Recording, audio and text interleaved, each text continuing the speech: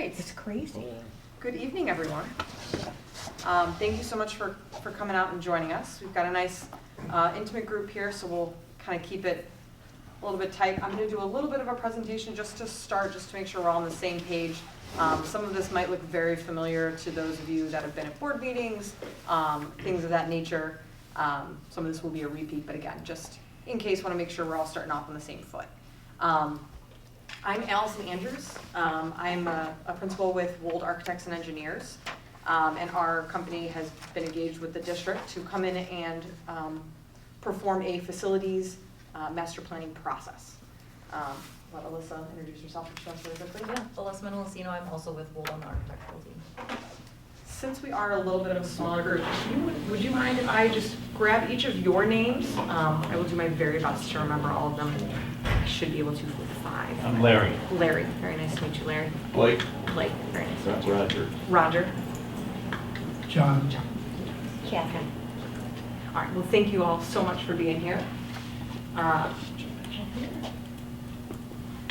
So really quickly, our agenda for this evening, like I said, I'm gonna do a little bit of presentation. I promise to keep it as short as possible so we can spend the majority of the time having a discussion. That's why you're all here tonight. But we are just gonna go over, do a quick overview of some of the highlights from previous facility investments that the district's been making over the past 10 years. And then I'm gonna kind of share a little bit about an overview of what this process is, this facilities master planning process. We're about a little over a month into the process, and kind of guiding that initiative is a facilities master planning committee. So they've sort of been a sounding board for my team as we're getting feedback, making sure that we're reaching all the people that we need to be reaching. And as such, one of their charges is really about developing guiding principles for the process. And I'll share a little bit more about what those are and the point of them as we get into it. And then, like I said, we're going to spend the majority of our time today just having a discussion. That's really what it is. Good evening. Hello, good evening. Welcome in. Hello. Hello. Keep it going. Do you have any opening words? We've just kicked off. Just go.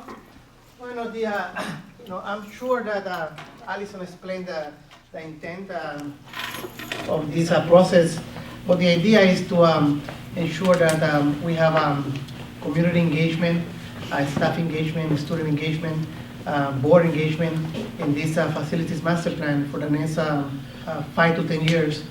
And where we speak and we talk about 21st century classrooms, rooms like the one that you see here, and doing it in a way that is fiscally responsible, sustainable, where if we need to pause some projects as a result of whatever the case may be, funding, for example, that we're able to do that.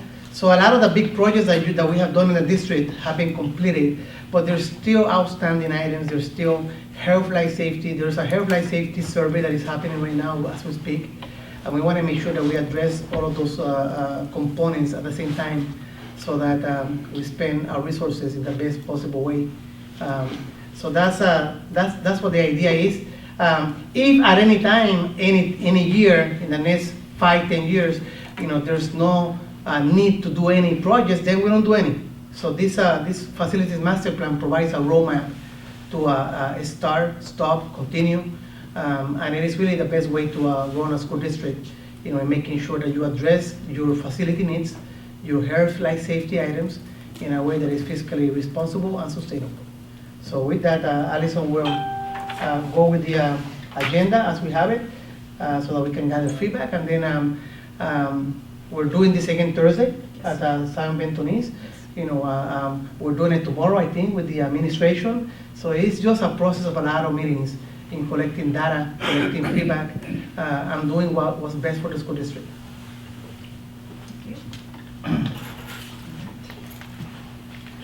All right, so most of this will probably look more familiar to you. You guys have been around the district even longer than I have.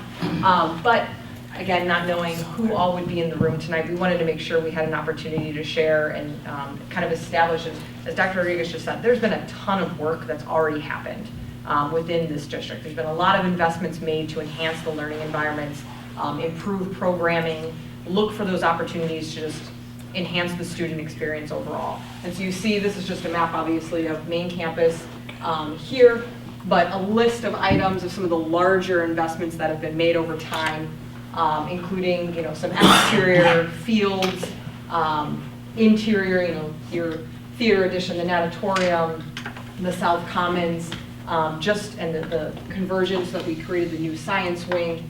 Just in the past few years since Wold has been here with the district, we've been a part of this work sort of as we've gotten into some of the existing building where we've taken, we're right now sitting in a space that used to be an old science lab. Looks nothing like an old science lab. The district office used to be kind of in the mix in here, and moving that out to create a more intentional study hall space that's at the core of the building. It's more easily accessible for students. Just across the hall, we have the MTSS suite, which stands for the multi-tiered student support. So that's where students come and they're getting interventions. They're working with interventionists and specialists to get additional resource and work if in an area that maybe they're struggling or have questions, just need to devote more time. And then certainly, these study hall environments. We've got, a peace room to allow students an alternative space to go and whether it's to kind of help regulate themselves, just something that feels a little less chaotic maybe than a very busy classroom environment has. So a lot of different pieces that have come kind of into this renovated area. Along the west side of the building here, we've actually started, and this was 2 summers ago, started going through and actually refreshing some of the just old classroom spaces that hadn't been touched in 20, 30, 40 years, bringing in new technology, getting new furniture, much like what you see in the space here, adding some fresh coats of paint and flooring, things like that aren't a huge investment dollars-wise, but really make a great impact when it comes to the learning experience. Kind of along those lines, some of the criteria, this is certainly not all of the criteria that have driven these projects, but some of the key ones that we wanted to highlight just about modernizing the environments. Education has changed a lot in the last 50 years. It is no longer a sit and get that even my generation was most accustomed to. It's now about interaction and collaboration. It's about more hands-on learning, more just engagement back and forth, peer-to-peer, as well as staff to students. So modernizing those environments to make it more adaptable and flexible to provide that type of education that we're seeing across the nation, across the world. Enhancing safety and supervision. Those are things that have always been at the core of our projects, making sure that we are maintaining safe and secure spaces. We've done a lot of work to enhance that throughout the buildings during our projects, whether that's with the materials that we're using, whether it's with providing shades in case there's a lockdown scenario, or just with technology, integration of those types of things as well, cameras or otherwise. Another big one you see in some of these pictures is really about bringing back in that school pride. You've got a great mascot, a strong community base here, and bringing that, the Fighting ZB into the spaces with small things like the color of the flooring or the ceiling tiles, but you'll see, some of that logo and the branding throughout the corridors too. There's a lot of research that has been done about how student engagement and appreciation goes up as they feel like it's a place that is for them. It's a place they want to be.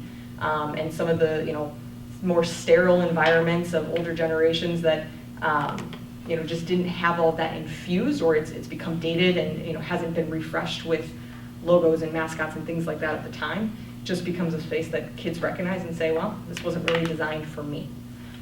So just keeping those things at mind and looking for those opportunities to create moments to enhance those.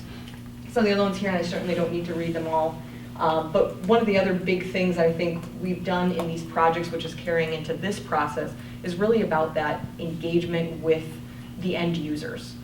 Certainly we never want to provide an end result of something that we never engaged with the folks that are going to use it. So a lot of those conversations with staff, with administrators, looking for that feedback, making sure what we're doing is in alignment with their expectations and what they would look to see. So that kind of filters into our process here where, again, we're looking and striving to get that strong community engagement, that stakeholder engagement from all the different perspectives throughout the district. So with that, overview of the Facilities Master Planning Committee and the process itself. So we break it into sort of 3 phases.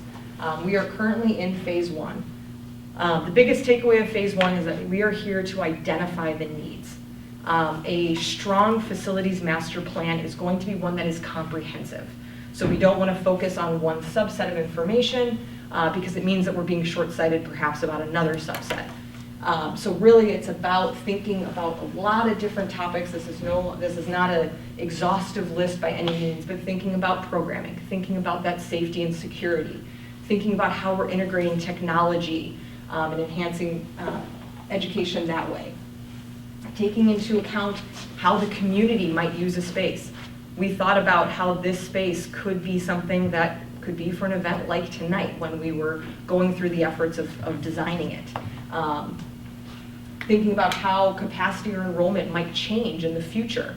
We certainly don't have a crystal ball. We can't see too far down the road, but we can be thoughtful about putting in those safety valves of things that allow for flexibility. This room can be divided in half, or it can be opened up to be this large. That creates some flexibility for the future. One of the key things about identifying the needs, as I said, is in order to really have that comprehensive view, we have to engage with a broad group of stakeholders. So an event like tonight, I'll share some of the other events we've already done, but we've met with staff and faculty at both buildings. We've met with administrators at both buildings. We're in the process of establishing some student focus groups, making sure we're hearing their voice as well. So we've met with the district's facilities team that handles your HVAC and your electrical, your transportation, meeting with all of those different groups to ensure that really there's no stone unturned. That's the goal here. Identify all the needs, make sure all those voices have been heard, so that when we move into that second phase, which is where we actually start thinking about developing options, we have all of the pieces in front of us. The goal of this second phase is really about coming to consensus on those needs and being able to prioritize them. We know we can't do everything. We know we can't do everything day 1, year 1. This is a process that is going to establish a long-range plan, like Dr. Rodriguez said. It may not, it might be that we aren't able to accomplish everything that folks have mentioned in these meetings, but we might find areas to make improvements in those. And it might be something that happens in the first year. It might be something that happens in 10 years. But that's going to come down to having that consensus on those needs, prioritizing them before we move forward and try and develop a solution. Solutions are something that divide us. We always, whether it's because of my bias or my lens of what's important, my solution might look very different than your initial solution. But as a group, as we come to have that common ground and common consensus, then we can start to move in a similar direction. Paul, pull our weight that way.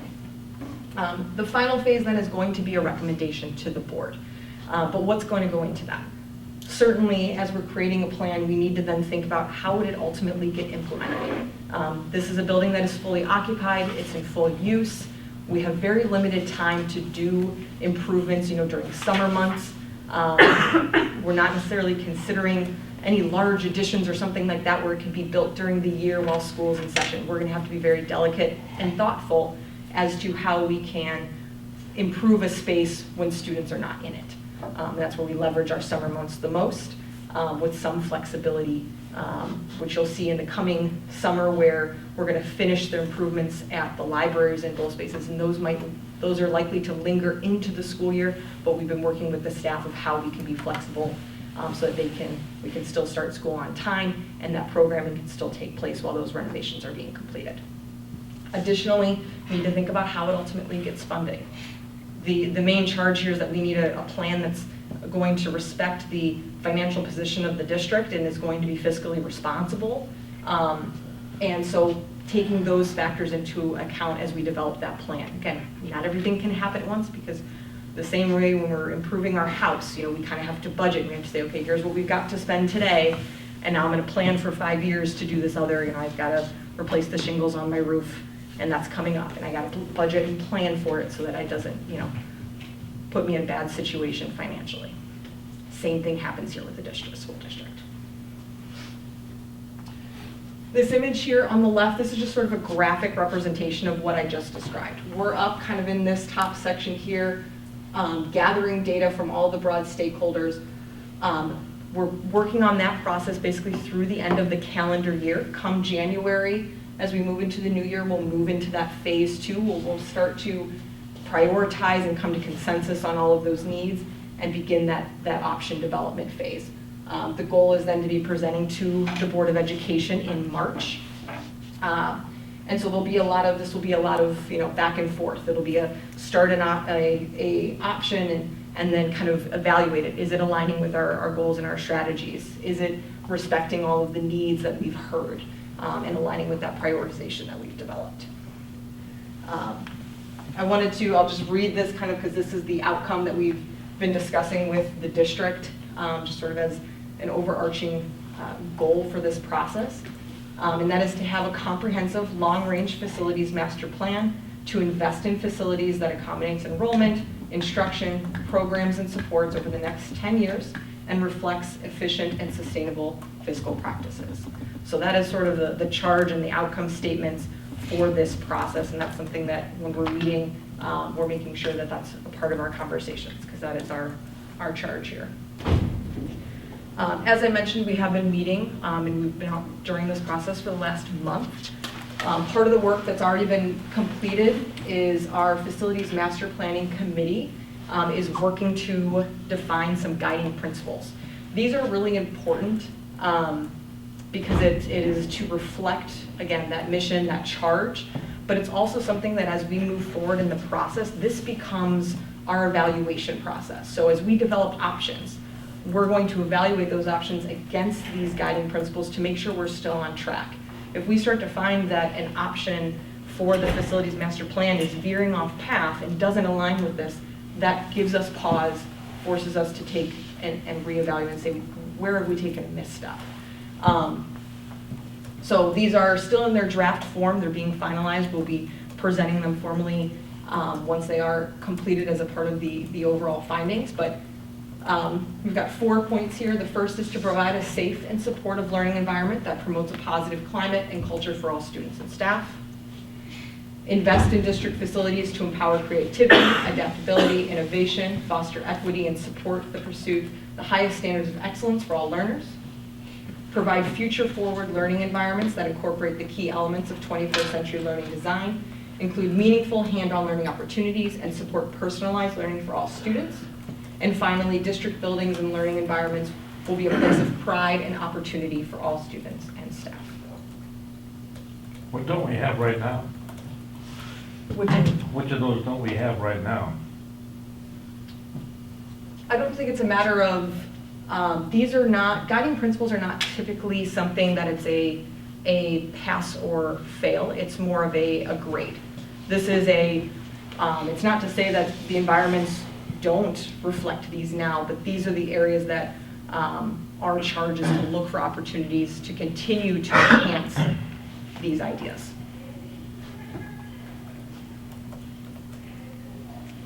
Last thing, and then I promise I will sit down and stop talking and let you all start talking. I did just want to share a lot of the work that has already been ongoing, as I mentioned, that stakeholder engagement. I hit on, I think, most of these earlier on already, but we've met with, we're meeting with administrators, the facilities team, transportation. We've had this staff meeting over at the ZB East. We've had multiple faculty, 2 faculty meetings here. This is our first community town hall. We'll have a second one later this week. And then we are, as a follow-up to these meetings, sending out electronic surveys. So in the off chance that someone, whether they just weren't able to attend any of these meetings that have happened on their own time, there's an opportunity to still make sure they're sharing their feedback. The same will be done for these community town halls. There will be an electronic version where you can submit feedback, thoughts, and comments as well. Then, as I mentioned, we are looking at establishing some student focus groups as well to ensure that they're being heard. So with that, we are going to move into our discussion. To guide this discussion, there's a sheet on the table if you want to kind of follow along, but we're going to work through spend about 10 minutes on each question. We're going to work through these 5 questions and just have a discussion about these different topics. Like I said, they're on the sheet in front of you, so you can reference those as we go through. what we had shared when we were going through this with our staff and faculty groups was really around kind of 3 emerging themes, just if it helps setting the mindset. We're thinking about facility challenges. With our facilities team, maybe that is where we have roofs that are at the end of their life and they're going to need to be replaced or repaired. With our faculty, it's how are the learning environments creating challenges. Looking at student engagement opportunities, as well as, again, that creating a future-focused environment. Are we able to provide all the programs and opportunities for students that will make them the most successful when they ultimately leave the district and enter the community in their adult life? So those are just sort of some high levels to be thinking about. I'm going to come over and actually kind of take notes on the large chart papers there. I will do my best to keep the microphone. It's okay if you don't.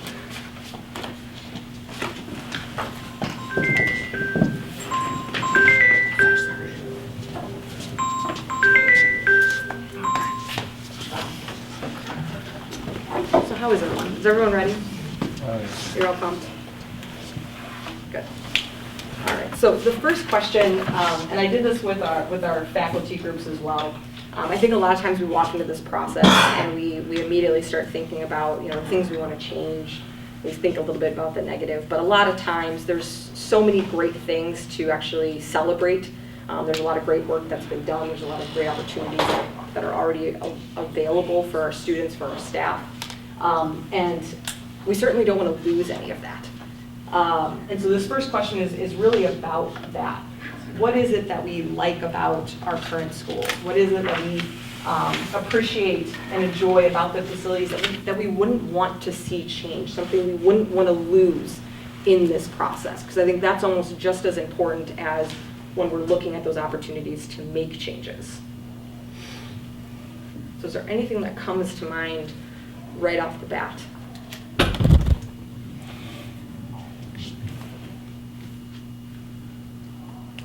It appears to me that we're pretty complete around here, very honestly. I don't know what we're lacking.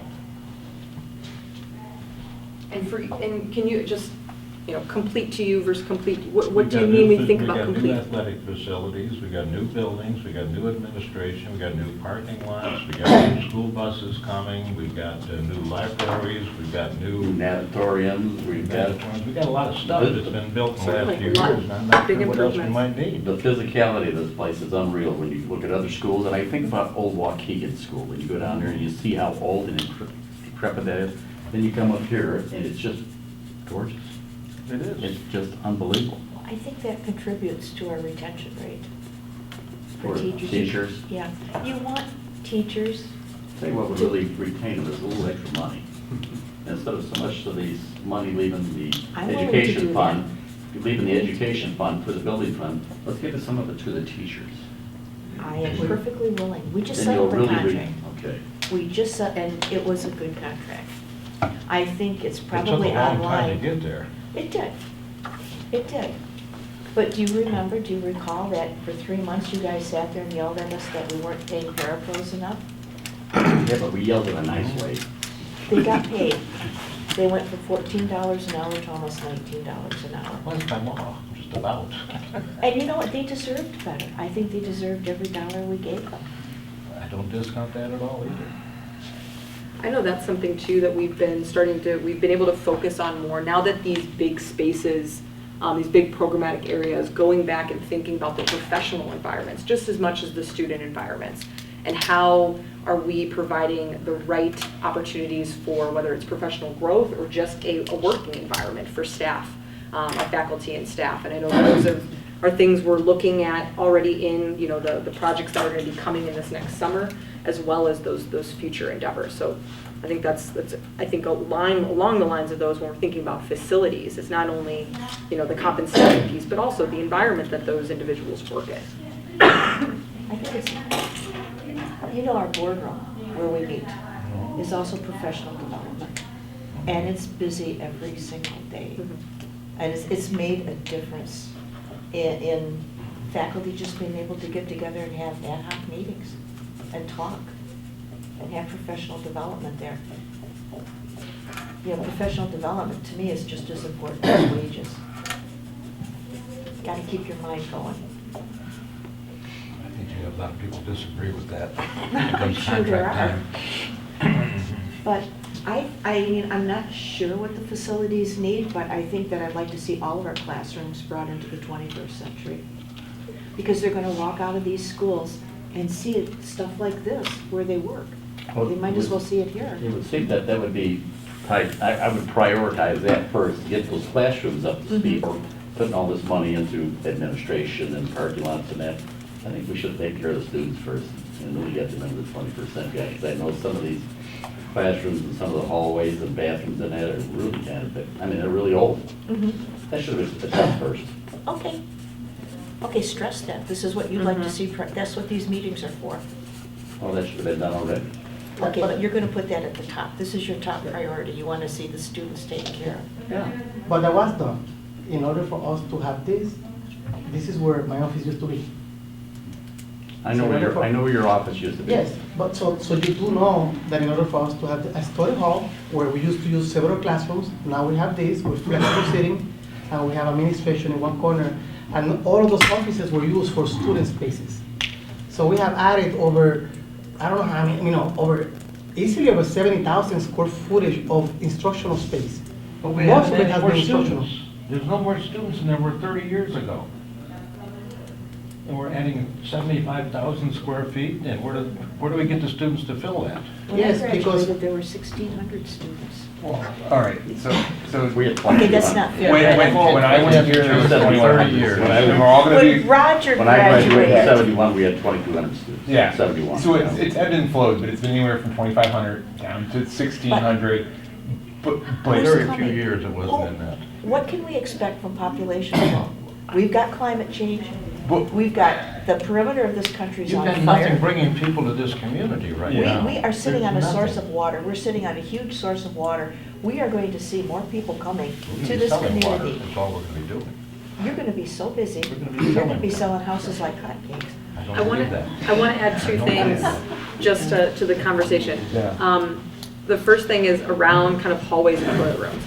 We have heard a resounding, that is a Yes. number one priority in every group that we've met with, is that going back, like obviously there are restrooms, but it's going into all of these existing restrooms and enhancing them, creating a better space.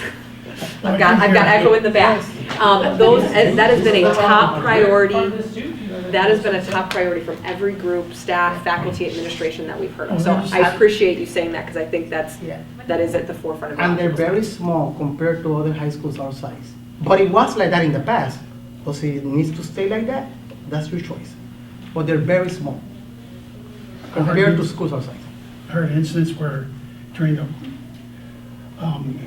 lunch periods, anybody who's on the east side is blocked off by the no passing through the lunch areas, and they have to go all the way around and back if it's an emergency or if they're going to be late for class. Excuse me.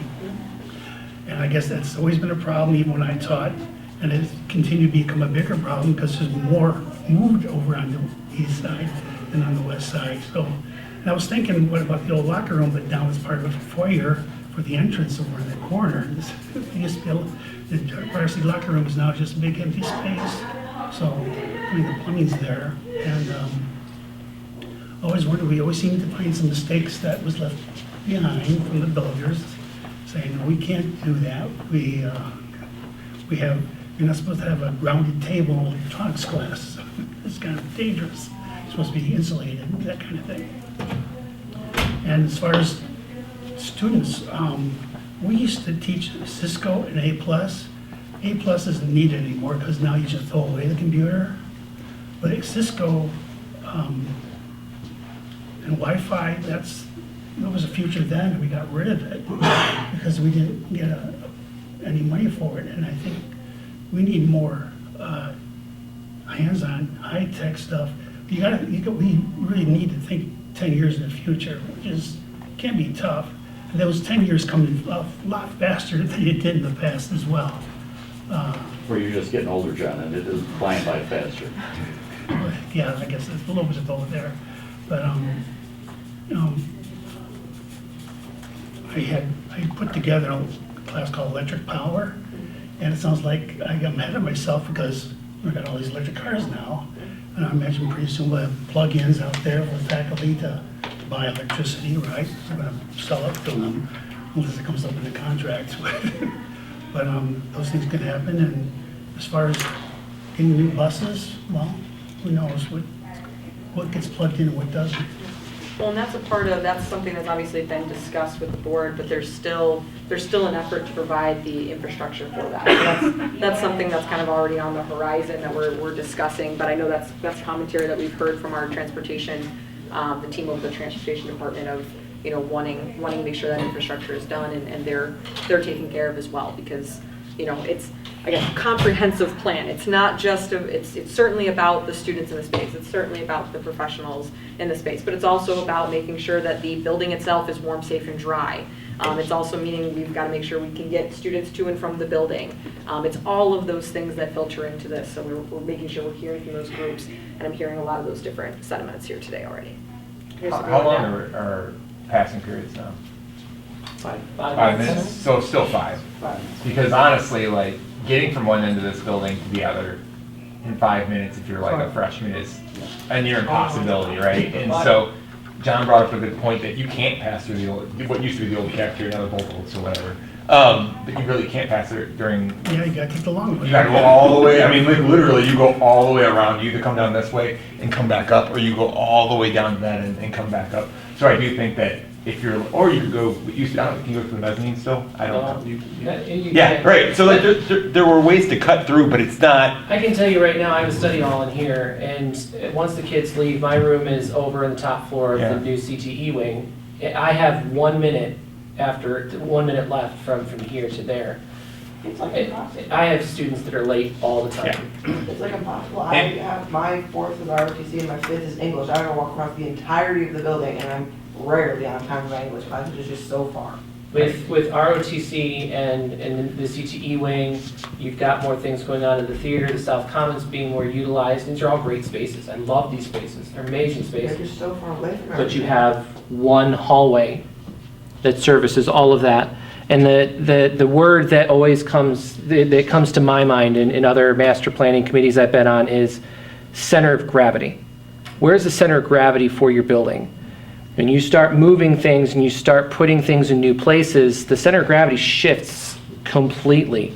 And right now, as a former student, community member, and a teacher here, I feel the center of gravity shift moving towards that end of the building, and it's tough. It's tough to get kids in and out of there on time. I think that's the value too, and part of the charge of a facilities master planning facility. The goal is that we're not doing a project this year, we're thinking about the project this year, and then next year we're thinking about a different project, and it's mapping, you mentioned earlier, it's creating a roadmap, having a roadmap so that way we're thinking about, hey, what does this shift really do to the big picture? How does the big picture, at the end of all of it, the big picture should make sense?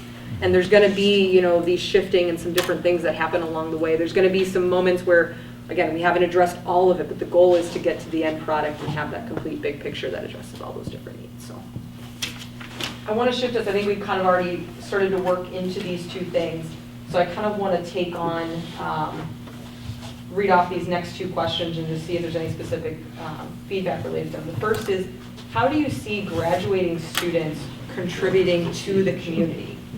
And that second one, I think, ties into that one, which is, how can the built environment contribute to student and staff success? Obviously, there's, we're not here to talk about curriculum or anything like that. We're here to talk about the facilities and how the facilities can enhance. But ultimately, the students, once they leave here, they're going out into the community, and we want them to go out and to be, a positive influence, a positive impact. And we've got an opportunity here as a school district to make an impact on their lives so that they go out and they do, great things, whatever that looks like for them. So I'm curious, just, you're all coming from different backgrounds, different experiences. To each of you, where does the built environment, the school itself, really support that as a charge? Impacting students, and what they ultimately do when they leave.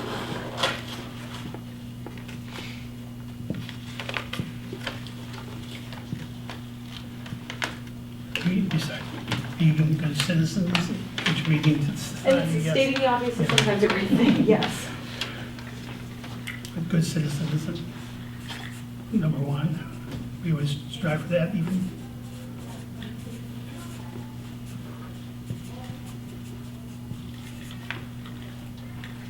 Well, I want them to be employable. And to find a job that they love, Well, something that feeds their passions. Well, I know. Well, see, Yeah. Roger loves Grease. I love grease. So in the kitchen.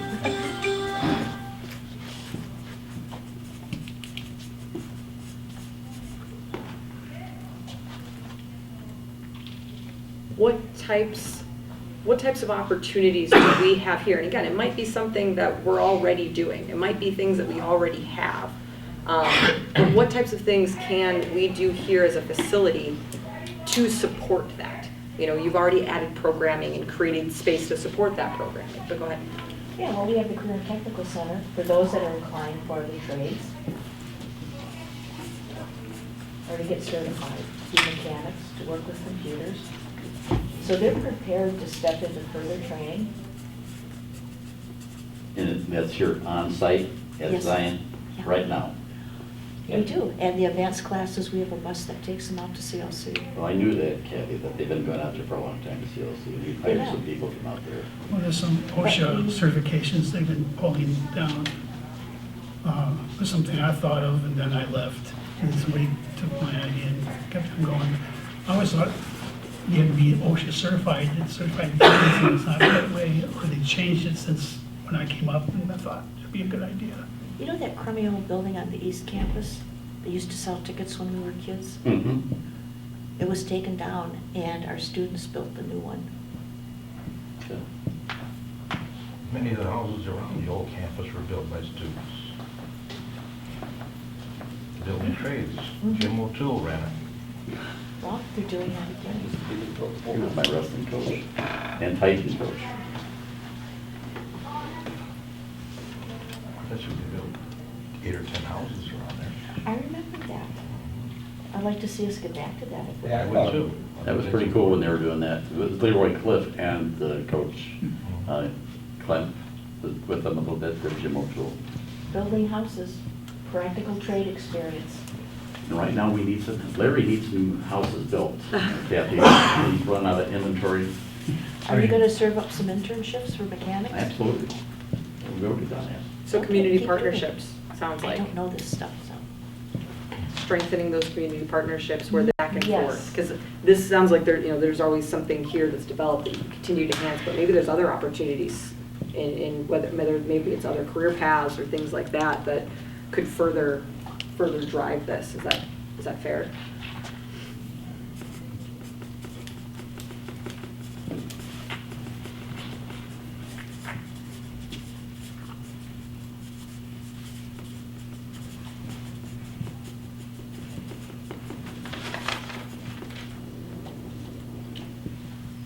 How do you do that? How do I do it? Strengthen community partnerships. There's 2 of us here tonight from the community.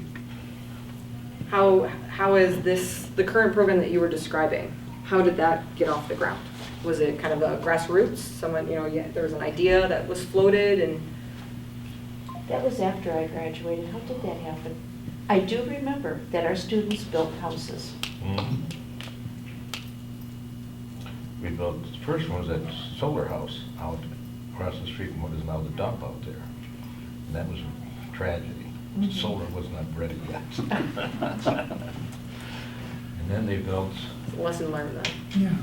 like 4 right over by the old Pierce campus. The ones directly across the street, the ones on 23rd Street, other than, How would students connect with you? pardon? And how would students connect with you in your job? They don't. How could they? Can you think of any way you'd like to engage with students? Well, certainly, there's always ways you can engage, I could come around and understand what it's all about and how it works, and I'd be happy to do that, a mentor type thing, I'd be happy to do that. I've offered that to other people too, and nobody's taken me up on it yet. There's a lot of people that would do that. In fact, I had an occasion to talk to some of the people in building trades, and each of them said that they would be willing to come over and help out in some of that stuff, and offer their expertise and so forth, if they just started building houses again. So that's one thing that the community could get involved in, to get some people that would be supportive of that. Now, going back to what you said as far as the area popping and doing crazy things, you know, I sell real estate every day, and I don't hear it that way at all.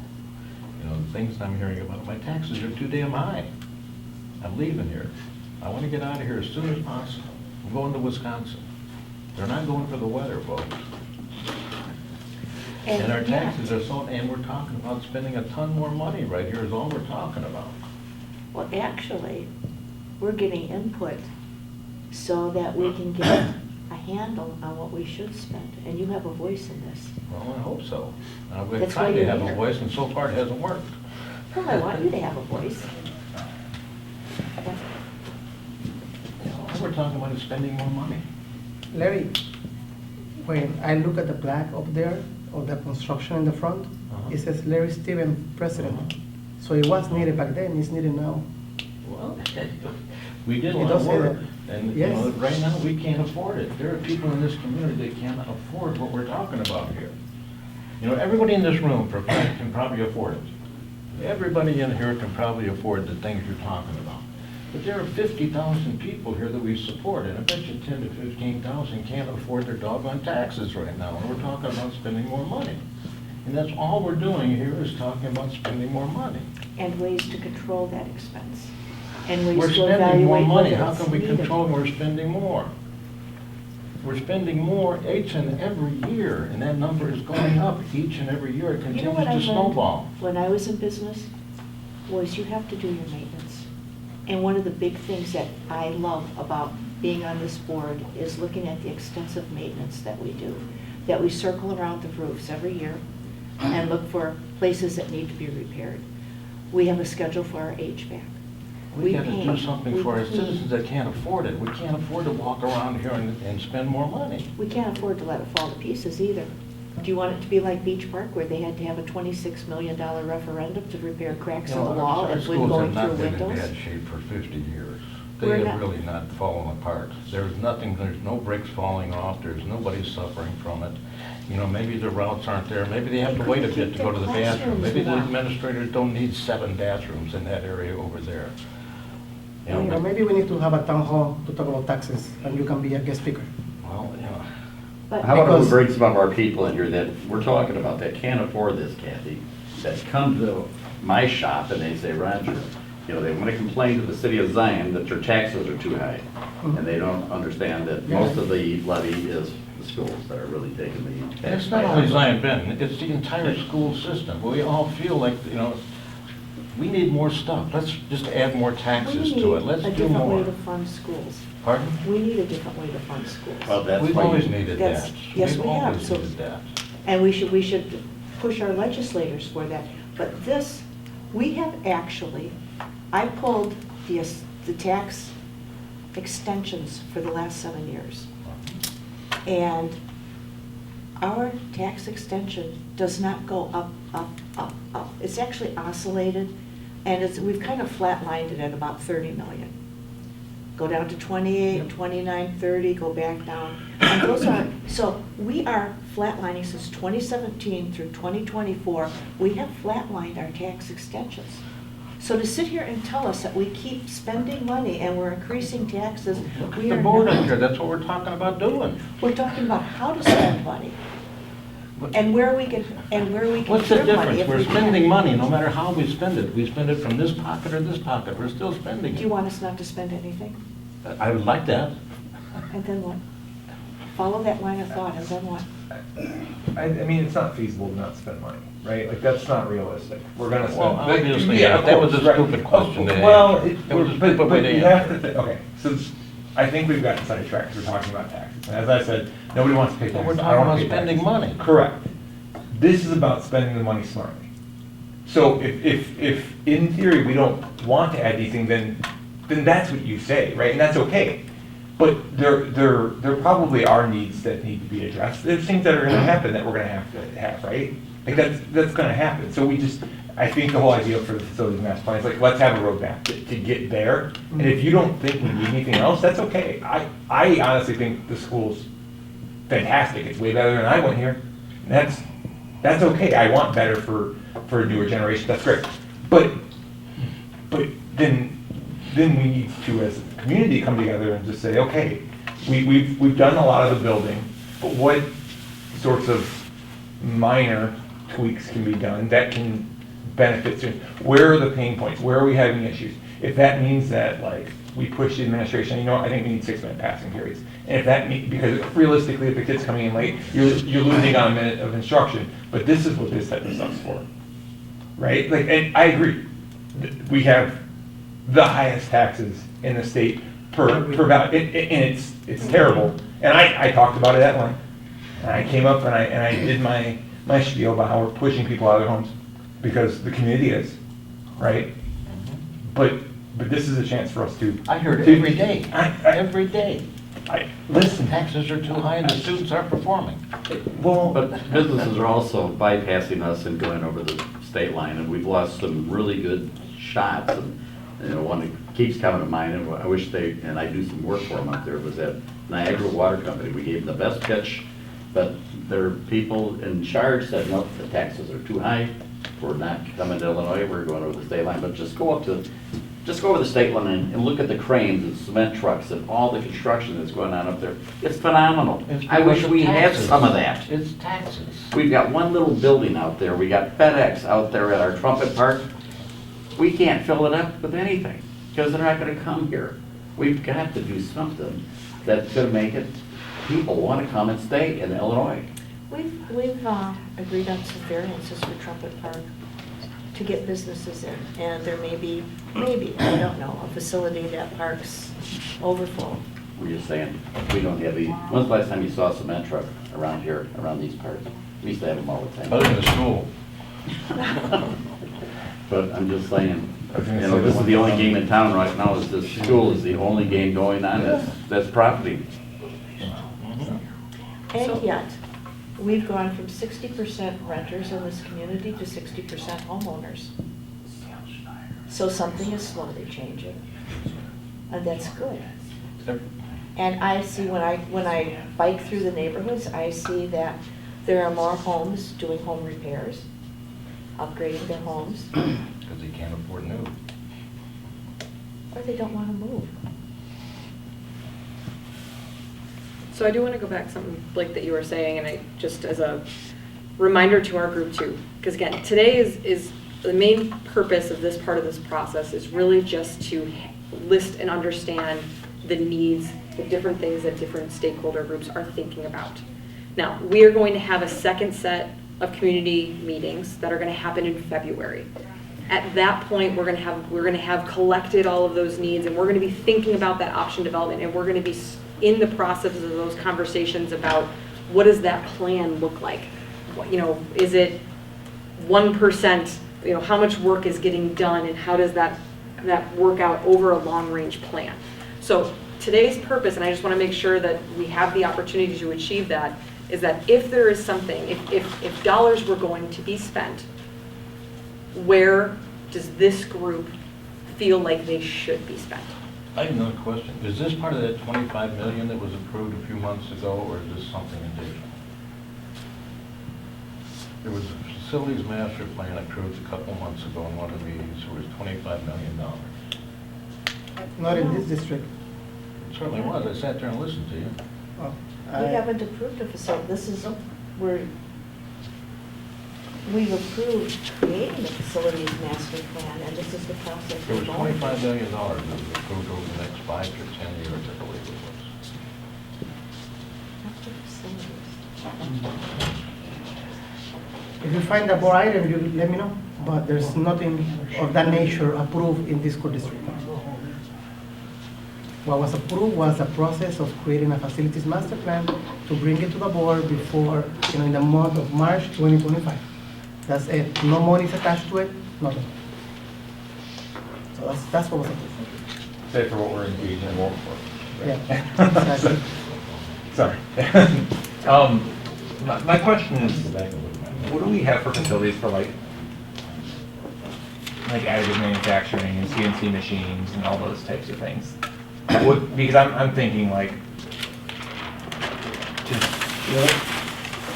one of the barriers for going out like the tech campus is it's just an investment, right, for a student who wants to get back later sometimes because you're taking the bus, you're taking away from all your friends. So anything that we can onshore into the school that's reasonably priced, and if there's enrollment numbers that dictate it, I don't see why that wouldn't be something we would look at, right? Because you'd rather not, and I love CLC, I think it's fantastic, it's a great facility for our community, but again, if you can do it here, why send them out there if we have the numbers for it? I don't know what the enrollment looks like, I don't have access to that, right? But you guys do. Enrollment at the CLC? Well, for like specific For those classes, right? programs. Like say we have like 20, if we have 20 students that are going out and taking a certain class, like, and that's year after year after year, it's like, okay, well, we should. I can tell you right now, just working on that side of in the career side of the building, we could use another full-time teacher with the number of students that are, we could have a full-time teacher that's doing nothing but teaching the wood shop,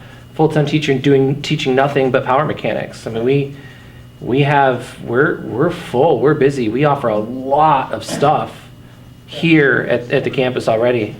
But that would be where I would think we would be expansion. It's not like we have. So expanding new CTE opportunities. Correct. Well, yeah, exactly. Well, I think what I'm But hearing would too the is, equipment cost? I don't know, and that's. And you have to balance the equipment cost. Is it so expensive that it's more economical to send students out to Of course. CLC? Yeah, and that's. But if it's not, then what you're saying makes sense. You have to weigh all the, Well, and there's certain levels of cost you would take on if it's just, because not everything's zero sum, right? Right, like you may pay more, but there's benefits to having here, so whatever. I'm just throwing out spitballing ideas, like, we have math, we have science, we have brand new science classes, which I'm trusting you are top of the line, right? Because otherwise, why would we have done it?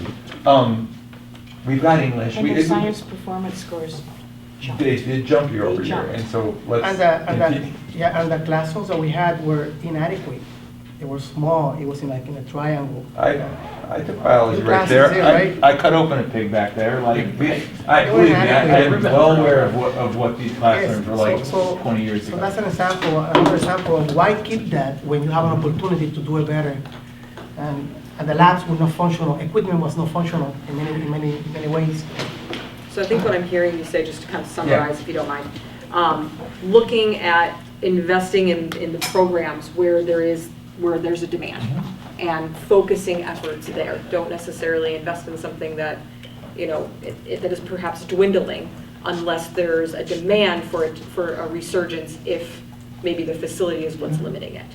Yeah, and I think you would need some level of like flexibility within your spaces where like, okay, no one's taking this class anymore, Yeah. right? Like.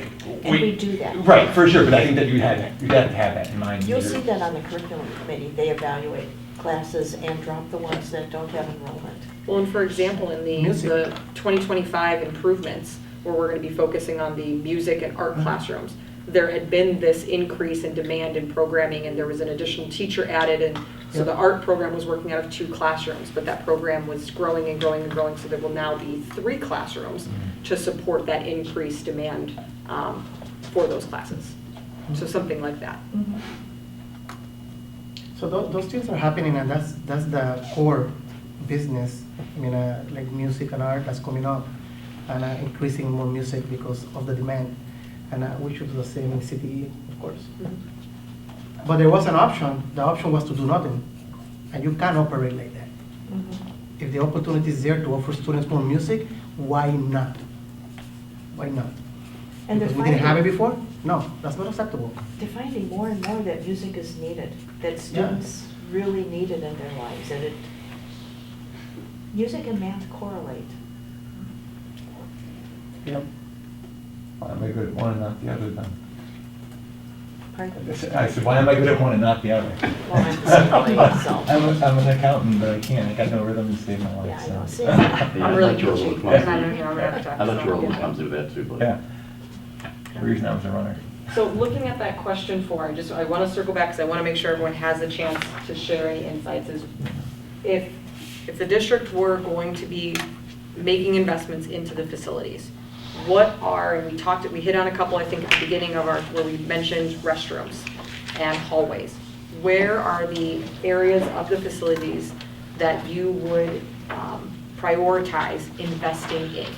And again, it can be roofs, it can be transportation, it could be CTE programming, it could be toilets and restrooms, it could be anything.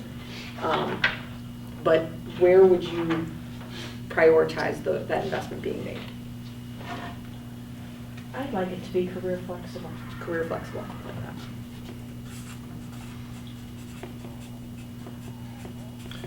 Unless kids changed a lot since I left, I really think we should have more remedial work. It always trained me that if you had AP class, you get out of PE, but if you needed help in reading, you still had to take your PE class, which I thought was backwards. And we've had some great athletes here who didn't have that skill, that basic skills, as well as some. And they could land a scholarship because of their athletic ability, but have a hard time there because of their reading ability. Yet we still require them to take PE instead of remedial reading, or writing, or whatever it is. I always thought that was backwards. And I know that's a state law, and if I ever got a chance to go to Springfield and talk, I would say, don't make it mandatory for high school. It's their last chance. Don't send them outside playing baseball when they should be inside reading about baseball. So focus on those interventions. Well, we used to have a really good reading teacher here, and I don't even know if we have one anymore. I believe there are specialists that are Yeah. working in our intervention classrooms. We have really good reading teachers. Yeah, we do. We have that. Like, I know Nikisha Escher, she works for student support, like one-on-one intervention and stuff like that. She does the reading with that, like, I go in her That's office her only sometimes. job, though. Yeah, like doing like We even have simpler people's books to job build up. is For a while, it was, intervention stuff. Yeah, they have a lot. It's way more support now. An extra. The whole, this whole area. Yeah. It's, Yeah, that's dedicated, part of what this yeah. space is about. To intervention. yeah, there's a place. But they still have PE, though. Yeah. I mean, some people need that. I know. Yeah, I mean, Get like- that kid out there, but the guy who can run 40 to 4.4 does not need the PE. I would say, getting back to your question, in making sure that there's something in the plan that allows to keep the facilities current, and not just with, roofing and, new paint and stuff, that's all important, but it's one thing to build a space and, hey, look, we got this great shiny new thing, and then we let it kind of fall apart after years. We built a new theater 4 years ago. Well, when do we start to upgrade some things in there? We got a nice LED lighting system. Maybe we change some things in there, or in the wood shop. So there's some new tools that can start to be brought into these spaces. Or we just having as part of the plan things that would allow our students to stay competitive. Just because you are raised in the Zion Benton community doesn't mean that you should have less opportunities than students that are raised in other communities. They should have the same exact opportunities. And that's for me what a lot of this comes down to. I think a lot of what you're talking about too is, again, it's not necessarily having to make some big overarching sweeping move. It's not doing some huge addition on some side of the building. It's going into current space and just ensuring that it keeps up with the times. It keeps up with the program needs, and always kind of having that future forward look of, so that, as you said, I think you like the way you said it, is it maintains that competitive edge then for students that are, hey, I took this class, I left this program from a ZB, and that means something. Like sometimes it's the things that you can't see, right? So for me, I'm always thinking about the infrastructure. Our new spaces, great, they're modern, it's exactly where it needed to be, but some of our old spaces, the cabling is gonna be obsolete soon. So we have to peel that back and start to improve some of those things. And those aren't the glamorous fixes. You don't get to see anything from that, but it's important. Well, who benefits the most from that then? Kids. Just kids. Kids, Then right. instead of building that performing arts center that I know Kathy likes that so much, why didn't we just take some of that money and do all of that first? And so when the kids are graduating, the juniors and seniors, then that they would have had the best of the best. That's one of those things. That's one of the things that you can't, like the cabling, for example. You can't just do it all and then it's all done and then you don't have to worry about it. You got to kind of keep doing a piece Well, you here. have to maintain it all. Maintain it. You got to do pieces here and there and kind of keep cycling through it and be able to keep up with it. Come see the work we do in the theater. Come to our shows. Come to our plays. We got a show on Friday, 7 o'clock.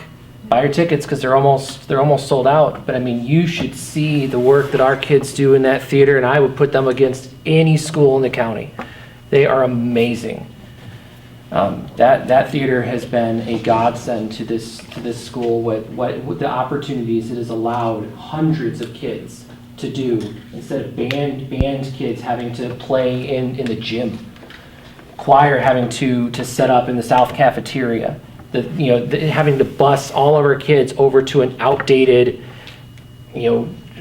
ad hoc theater over at the other campus. This facility has, man, if it's about the kids, I run all the audio for all the shows. I am in there all the time, and I'm telling you, what that facility has meant to the kids that use it is just gold. And there's a lot of kids participating in it, like right now, because I do the sound for the theater too. There's 42 kids who are in the cast for the show. Like, it's more than the mics that we have right now, actually. Because there's just many of them that do want to participate in theater, and there's always more and more that want to do it. And I feel good using the equipment that we have there, because it's like realistic to what I see when I go to other spaces. It's like kind of career ready for me as a student. Yeah. She runs the sound. Are these things videotaped and put on the YouTube and stuff What we public can, to see? yeah, what we can. Obviously, there's some licensing things with the shows. Because I've never seen any of them. But no, whenever band concerts, choir concerts are always streamed to our YouTube and Facebook account of whether it's the band or choir, but it's always on our YouTube channel. Well, that's one thing that Steve and I have talked about, for one thing, is regarding the AV and the tech, getting these kids out in the community, giving them cameras, having them orchestrate doing community-based videos, quality of life type things and so on. Whoops. And they can take those skills and go to work for Channel 2. And because you got a good mentor right here. I want to piggyback off of Sherry's comment as well. As sort of a value of the process is, you could spend money, you could go through, you could update all the infrastructure. It'd be very challenging. It's probably not the most effective way to do it. But then if you want to come back and you want to layer something else in, now you're going back into a space you've already touched and you're re-spending dollars. The goal of creating this long-range plan is to say, okay, we know we want to update infrastructure. We know there's still areas of this bad fire suppression too.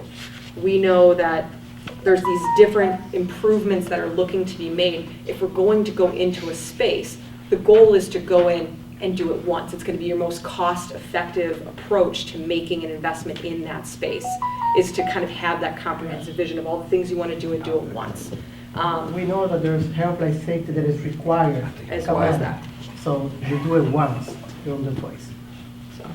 So that is part of the charge of this process, is to, again, to layer in all of those pieces so that we are looking at each individual space comprehensively as a means of having the most cost-effective solution. Because as you're saying, some of these things you're required by the state to do. There's an ongoing health life safety survey that's being done. Things that are identified on that survey are required to be addressed by the district. And that's a state mandate that's done every 10 years. we've talked a lot about some of the CTE programs. The state has a lot of things with CTE things that have to be done as well, and certain programs and certain pathways that have to be created. So there are mandates from the state for a lot of that stuff too. I mean, all of those classrooms are new. And see, I think some of the times, and I say this and I'll be quiet, we talk about administration, that's only a small part of all of the construction that has taken place. From the natatorium to the PAC to CTE classrooms, science labs, all of these classrooms here. So we confuse it and we want to use it as a political move. No, it's not. I mean, the majority of the funding has been spent on instructional spaces for our students. And of course, we have to move administration to a side of the building to free up space so that we can have something like this. So, what I am excited about and what I'm happy about as a community member especially is I don't remember some of this kind of planning happening before. And I can tell you, even in some of the spaces, there were things in the theater that weren't quite finished. There's some things that were in the CTE space that weren't quite finished, or weren't quite finished the way that the people that use it every day were happy about. And we're still dealing with some of those issues even a few years later. So my hope is through some of this planning that some of those things don't get left out. So we got to remember, we got to run electric to the sidelights in the theater. We got to remember that we got to do soundproofing in the wood shop. There's little things like that weren't done well with some of those first projects. That this master planning, I hope, covers some of that kind of thing. Yeah, it could have been what was crossed out when they wanted to keep it in their budget too. I heard a rumor that the industrial wing that is no longer industrial wing was supposed to go all the way up to the street when they built this building, and they had to cut it in half because they went over budget. Did you hear about that? I don't know about that. That was before they even did a shovel full. I was here when we closed Pierce campus. That was a big thing. And we had 30, 40 people on the committee doing that, community people. So we did get a lot of input from the community on different things. Yeah. When we bought the property next door to put the bus parking lot in, we got a lot of community support on that. When we sold it to the developers, we got a lot of support on that. I'll say we're doing a much better job, their last few construction projects, getting the user input. The people who are going to be in those classrooms, talking to them about what their actual needs are and what they're hoping to see and do in those spaces. And that feedback, and then being able to share exactly what they're envisioning for that space is super helpful, and making sure that we're nailing it. We've learned a lot. Anyone want to share any final thoughts on an area or something in particular that you would prioritize for future facility investments that we haven't already discussed? I don't know if we've covered it yet, but sometimes just like in some, it sounds weird, but like when I'm walking in the hallway, it's only in like new parts of the building where the corners are like blind corners almost. You can't see who's coming around the corner until you get around the corner, and I'm already bumping into them because it's like a full 90-degree angle. But in the parts of school that are older, it's like it's at an angle or something, so I can see who's coming around the corner beforehand. It's like a user thing where it's like, oh, it's like annoying bumping people, but also a safety thing, because if there's somebody who's in here and we're not supposed to be in here, the parapros or security people can't see who's in here until they come all the way around the corner to see who's there. So we need a mirror. Yeah, it's just a mirror. Yeah. So however, the hallway is just the shaping of the architecture literally is just. Well, you're talking about that side of the building? Yeah. Yeah, This is new part. more rounded over here because it's like a. And if you walk around the corner, walk I mean, because I do it too. It's just this natural, like those corners are. See, and not all improvements have to be millions of dollars. We can get, in some of those instances, we might very well be able to find a mirror and put it in there and help with that. Maybe not But otherwise, mirror, it's but like, something, you know what I mean? but it's also, but it's something that we can be thoughtful about too. if we're, creating new corridors or we're doing any type of renovation to those spaces, that we're thinking about that experiential piece. So I do appreciate that, thank you. Yeah, it's just traffic flow in Traffic general. I mean, after the 2005 renovation over on the north end of the building, then you had all these we have 4 different hallways. They're all meeting there in the front of the building, and it creates a massive backup there. With the ROTC construction, PC, natatorium, CTE stuff, you have literally one hallway for everybody to go through to navigate to that end of the building, and it's rough. And so this building is growing, it's expanding, and you have there are some procedural things maybe we can look at, like Blake mentioned, with an extra minute to the passing period. But I would also looked at anyway, what can be done to, is there a way to, I mean, it's not a glamorous project, but add a hallway over on the back side of the where the music rooms are at, or something, I don't know, but some way to alleviate the traffic flow. That's a very practical thing, just getting kids from one end of the building to the other. Because I think we're going to also see that with that music renovation and shutting down that hallway is going to be, That's gonna be challenging. that's going to be a challenge, to the point where, like, at least, my own, I mean, a little off topic, but my own opinion is you might need to create some temporary hallways even going outside, because there's just not a chance. And if I'm coming from this study hall, I would have to literally walk all the way around the side of the building to get over to, I mean, it'd take 8-9 minutes, and I wouldn't even have to stop.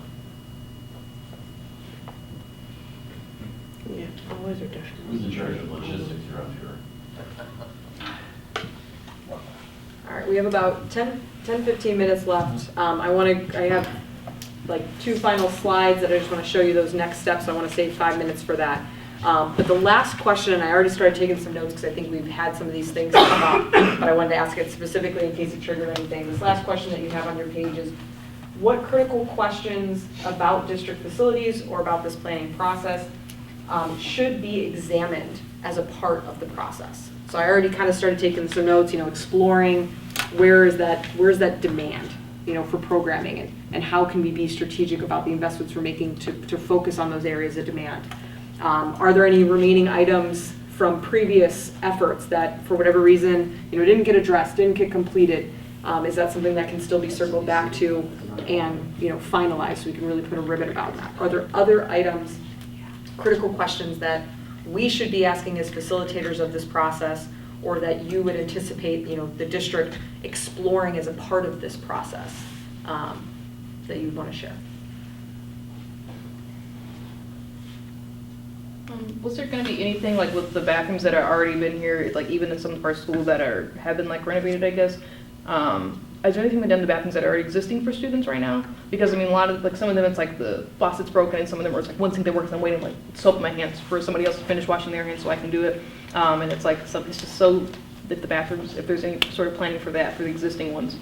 Yes, and that is something we actually, before you got into today, the group talked about the existing restrooms and looking at making improvements to those, and that's something that we've heard from the administrators at both the buildings. They've heard it from the faculty and staff groups, so that's certainly on our radar as a part of this process. Is how do we go through to those, it's not just about creating new restrooms, but it's about renovating, and the facilities team said it as well, because they're very aware that they're constantly having to try and repair those fixtures and get things working again, and some of them just continue to be a nuisance, so. Okay, thank you. Yeah, about the bathroom thing, I don't think that the solution to this problem is to create more bathrooms, but I, like 90% of the time when I need to go to the bathroom, I notice that there are like double the amount of women's bathrooms than men's bathrooms. I have to travel like halfway across the school just to find one men's bathroom. There's like 3 total in this building, and I feel like there needs to be a few more of that, because like just in this hallway here, each one of these corners has a bathroom for a women's bathroom, and there's one corner that has a men's bathroom, and you have to travel like all the way across the school to find one.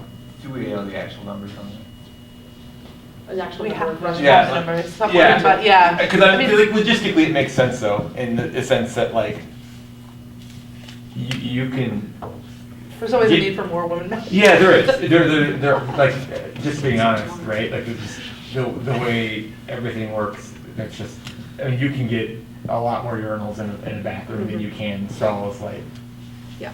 And so, and also generally speaking, my experience at concerts is that the men's room is a much quicker flow than the women's room, right? Like, it's just the way it is, right? So it makes sense to have. Any baseball game. Yeah, but I do think that, like, Still have troughs. and we're really focusing on bathrooms, and that's fair, because we spend a lot of time in the bathroom in the day, and it makes sense. But just literally, like, walking out the steps from, like, classrooms, say, how long is it realistically to get to this bathroom? Because there are times when, like, even for teachers, right? Like, if say, you know, you're 7 months pregnant, and you've got to go to the bathroom, which is something that happens, and you are a teacher, and you're here, you have to walk 4 minutes to get, or, you know, to get through a crowd of kids to go to the bathroom, like, how is that? And I don't know if that's the end of it. That's the type of thing I'd be thinking about when I'm looking at bathrooms. It's like, how quickly can I get there? Can I go? And can I get back to my classroom? Because, again, 5 minutes for a passing period is just not, it's not enough, right? And so just, how do you cut down on those types of things and make it as efficient as possible without creating loitering spaces? Because you got bad kids like me and Larry that would hang out in there. And, Cause trouble. yeah. Because that's the other side of it, is there are some bathrooms, but there's supervision issues. Like the closest bathrooms to me are down in front of the ROTC, down the ROTC wing. And I haven't seen much supervision down there, and so those bathrooms can sometimes be locked, and that there's all kinds of other issues with some of that. Yeah, like the bathroom I mentioned, like there are like only like 1 or 2 up here in this corner. 90% of the time when I go, because there's like the little private bathrooms, that are like 1 per person or whatever, but the only like big like men's public bathroom up here is the one over by the English hallway, and that one is locked like 90% of the time because there's just never a parapro up there. So you got to travel all the way down to the north cafeteria area to actually use the restroom. But then to a point that Nick had talked about earlier, is, you know, and he was like, well, yeah, there may be some more girls than men's. Amongst, I think I find among a lot of students that the perception that there's not enough, or the perception that, well, I'm never going to go here because it's always locked, and so I'm going to find somewhere on the other side of the school, tends to trump the reality that there may be some better ways to do this. But especially if, I mean, we all do it. It's kind of weird to talk about a lot, but there's certain bathrooms I like because they're always cleaner and they smell better, and they, you know, and so, you know, there might be some of that too if those bathrooms are up to date. And I think you find this with anything. You have a nice space that looks good. It's comfortable. It's welcoming. You tend to feel a lot more comfortable there, and that goes both for classroom spaces and I think our restroom spaces as well. Yeah, and I'm an aide for the graphic design class, and some of the kids, if they ask me to go to the bathroom, I'm like, ooh. If they do want to go, because it's going to be maybe 4 minutes for them to get there and find a bathroom, then it takes 5 minutes to use the bathroom, then 4 minutes to walk back, they're losing, 13 minutes of instructional time just by using the restroom. And it's not their fault they had to go to the bathroom, but they're still losing that time. That's a lot of time in class for them to also be out.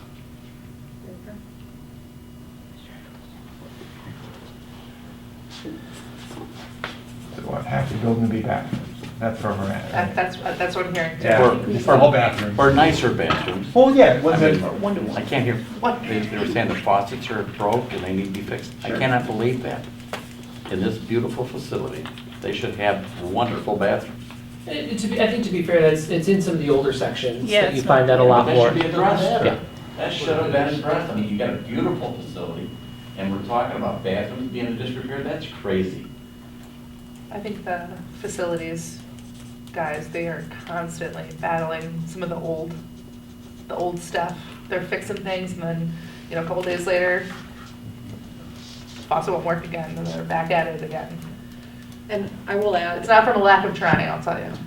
one of the They're trying to keep it other up. considerations, and we ran into this when we were working on this issue here, is that restrooms are an interesting thing, especially older ones, because if we touch them, if we remove a fixture off the wall, we are required by code to bring that entire restroom up to current codes from an accessibility standpoint, as well as plumbing code. And so a lot of times, That is a reason why restrooms, and I see this in all of the, I work in, as a company, we work in over 40 districts in the state of Illinois, and this is a common thing that sometimes it's okay, if we have to do that, we might lose space somewhere else, because to bring it up to current accessibility standards, typically those restrooms have to get larger to still meet the required plumbing counts that are required by the state. So from a why standpoint of why that sometimes gets pushed a little bit down the road is because it's not as simple as just, oh, we just need to go in and just, fix the plumbing and get a new fixture on the wall and freshen. It's once we touch it, once we remove a fixture off the wall, we are required by code to bring the entire space. So you repair it all you want, but you can't replace it. Exactly. Oh, boy. Exactly. And so that's why then that is something that does fit into this. Talk to your legislator. That's the type of stuff So our disabled students shouldn't have access? How did that come into the conversation? That's what ADA is. Yeah. I know what ADA is. But we need our washrooms to If we're be, replacing a toilet, we have to do the whole thing? well, isn't that common in housing when you have to come up to building codes? No. You don't have to, if you put in a new appliance, don't you have to bring the electric up to par? No. New appliance? No. Yeah, like a dishwasher? No. And you're on knob and tube, don't you have to bring it up? Well, I know I just had my furnace replaced, and that was a part of it. It was do it now, otherwise I have to go up to the new refrigerant codes. Do you have an electric furnace? Mine is gas. Well, Biden said they don't no more gas, they want everything electric. That was a guidance. You can still have gas. I intend to have gas. It's the only gas I have. But you know, we Everything else do is have to think about our disabled students. Yeah, 100%.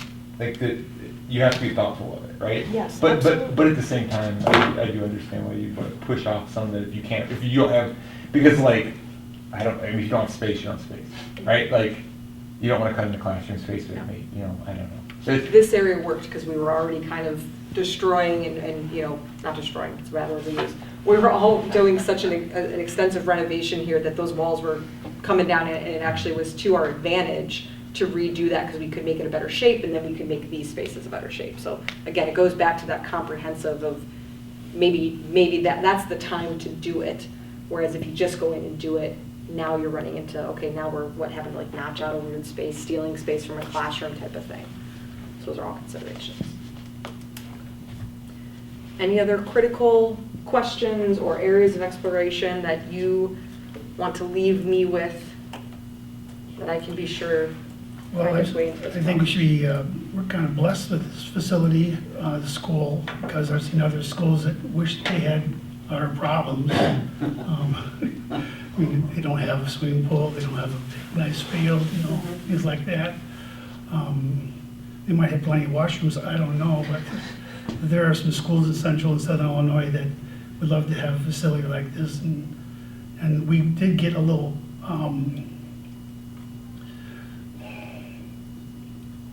when we had the power plant, we had no problems. Now we do. We have more reality check here than when we had the power plant. We had money they didn't know what to do with, it seemed like. No? We fought like hell every year for that money. Well, this is true. The lawyers got rich too in the process. I read those. They wanted to make it turn into a part, not a part. Oh, yeah. It was- Personal property, they wanted Yeah. to make it rather than that, yeah.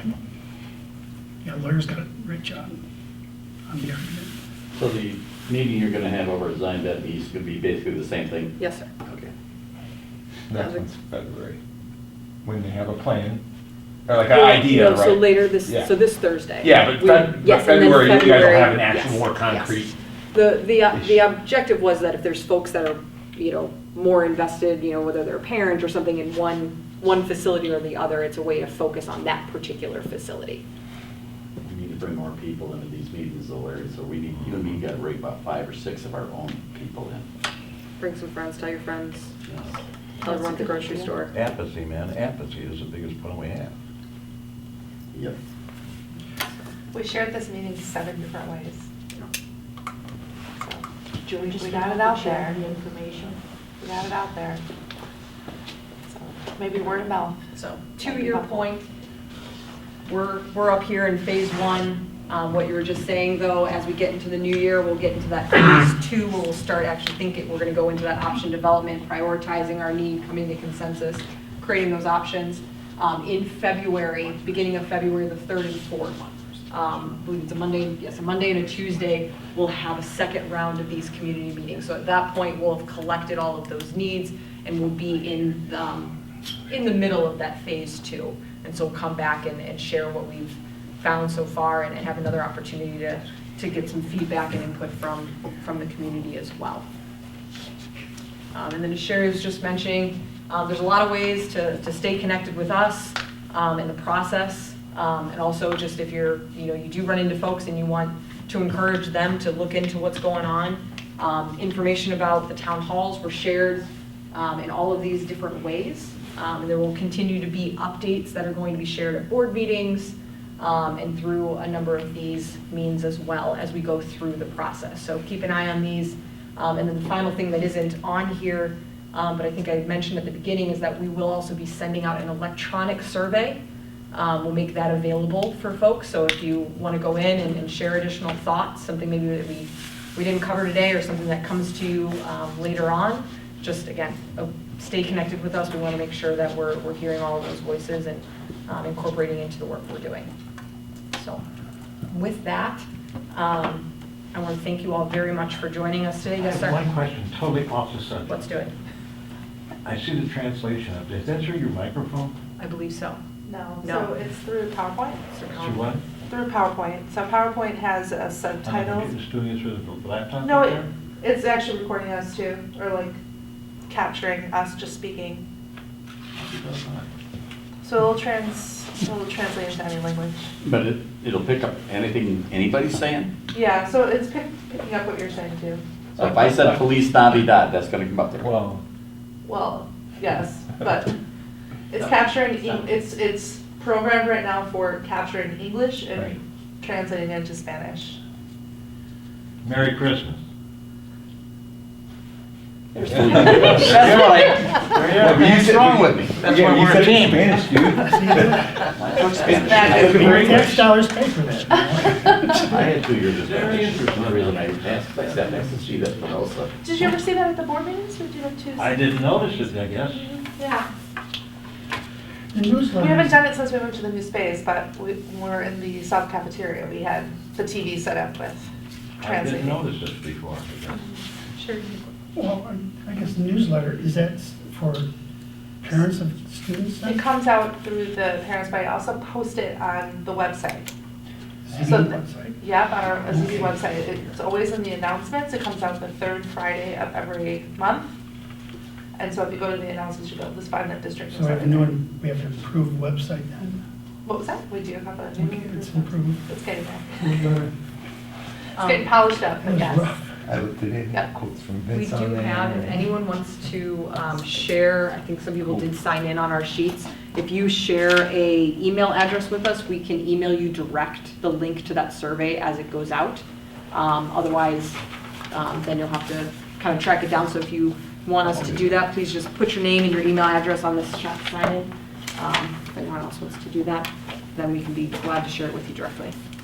And those newsletters, the postings, the social media postings, if you follow us on any of our social media platforms, all that stuff's getting posted there too. So all the newsletters will get posted there too. I got it, all of this from Lincoln. I didn't see anything on Facebook. Not that I, It's on Instagram. It's all, yeah, Go so to it's Facebook from Instagram, Mendon. Facebook, LinkedIn. Okay. We just created a TikTok account. Watch out, world. Okay, 2024. yes, it's our age, I don't yes. understand how to get more people here, that's the conundrum. It is posted everywhere. Like, I mean, Larry said apathy, and Yeah, that's that's the town is, everybody wants to complain about, the taxes, and they go up to City Hall and they scream at the mayor and the officials up there, and they won't come to a school board meeting, that towards me.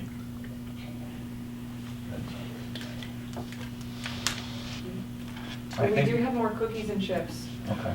so please take something on As the a way matter of out. fact, they're voting on their tax levy tonight. We have to go over there and scream. Let's read nicely, will you? I thought you'd be coming. Nah, I gotta go home, make dinner. Wait, is that a City Hall? Yeah, City Hall tax levy tonight. Okay. Is it? I'm gonna shut this down. It's at 7, so I'm gonna go there. They've got it at the open 7 now. hearing. That way they're not. Well, thank you. I thought we had a few city officials here tonight. I don't know, I thought, well, you know, we have several, they come to our That maybe attention. Nabel would be here, maybe the mayor. We could really kick around a town hall meeting. I like the town halls Yeah, when all the tax advisors talk to us and give Seen you? presentations. Nothing. Very frequently. You were concerned about. Yep, no problem.